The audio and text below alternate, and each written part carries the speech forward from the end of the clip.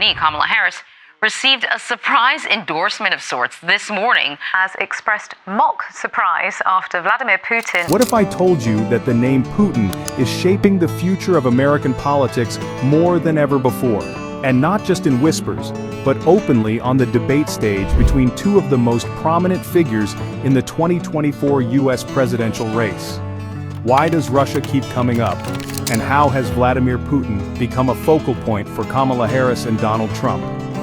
Let's dive into this political battleground where global conflicts and domestic strategies collide.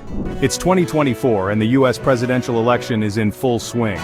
With the world watching, tensions between Russia and Ukraine are still simmering, and America's political giants are stepping onto the stage. Vice President Kamala Harris and former President Donald Trump have both made Russia a central talking point in their campaigns, but for very different reasons. In fact, in their first head-to-head debate, both candidates couldn't stop talking about one man, Vladimir Putin. But why?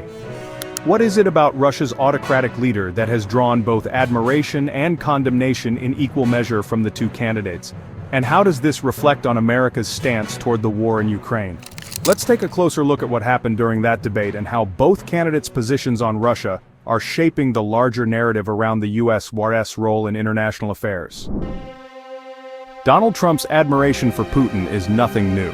Ever since he first stepped into the political spotlight, he's made no secret of his respect for the Russian leader. He's called Putin genius and very savvy, particularly in reference to Russia's military tactics during the 2022 invasion of Ukraine. Trump has always seen Putin as a strong leader who knows how to get things done, no matter the moral or ethical implications.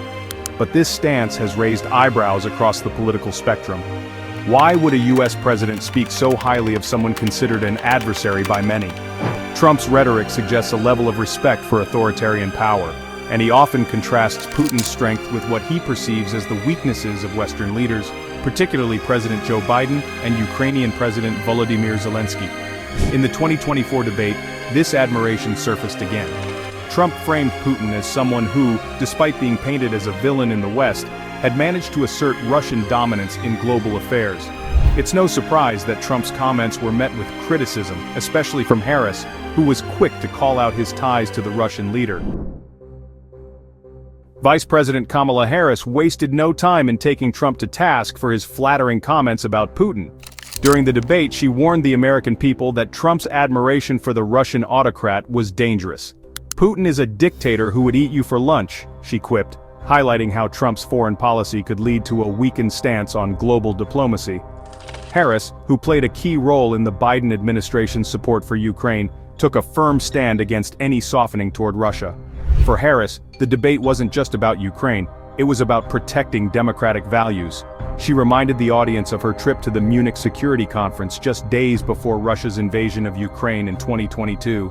Back then, she had rallied support for Ukraine among NATO allies, warning that a Russian attack was imminent, even as Trump publicly downplayed the threat. The divide between Harris and Trump on Russia couldn't be clearer. Where Trump saw Putin as a leader worth respecting, Harris saw him as a threat to democracy itself.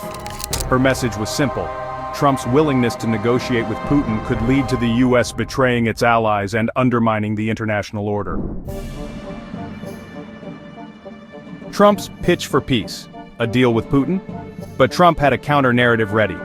He's long claimed that if given the chance, he could end the war in Ukraine in just 24 hours. It's a bold statement, but one he's repeated throughout the campaign. According to Trump, his negotiating skills would be enough to bring Putin and Zelensky to the table, where they would hash out a peace deal. However, Trump has been vague on the details. When asked during the debate if he actually wanted Ukraine to win the war, he sidestepped the question. Instead, he focused on the need to stop the violence, claiming that millions of lives had already been lost, a figure that has been widely disputed. For Trump, the war in Ukraine isn't about who wins or loses, it's about stopping the bloodshed, no matter the cost. This stance has alarmed many of Ukraine's supporters.